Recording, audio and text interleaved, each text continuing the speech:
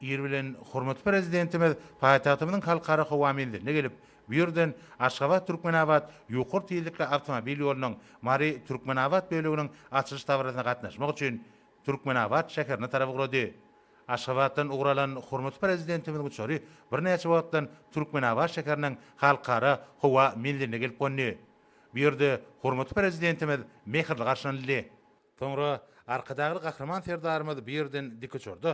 Aşgabat Türkmenabat ýokur tiýlikli awtomobil ýolunyň Mari Türkmenabat bölегiniň açyş tabrasynyň geçirilýän ýerine tarap gurady. Biraz wagtdan arkadagy gahraman serdarymyz dawaranyň geçirilýän ýerine geldi. Bu ýerde hormatly prezidentimiz şatlyk şowkun bilen garşylandy.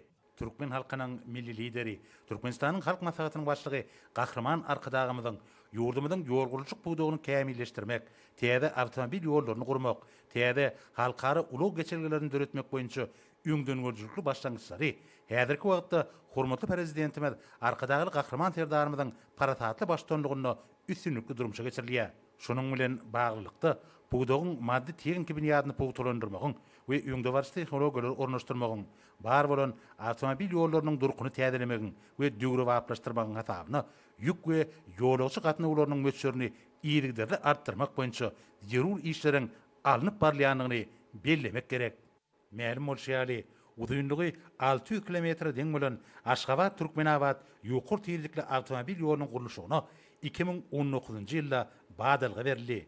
Be ýokur tiýlikli awtomobil ýolunyň birinji tapgyry bolan Aşgabat Tejen bölegi 2021-nji ýylda, Tejen Mara bölegi bolsa 2024-nji ýylda açylyp ulanmaga berildi.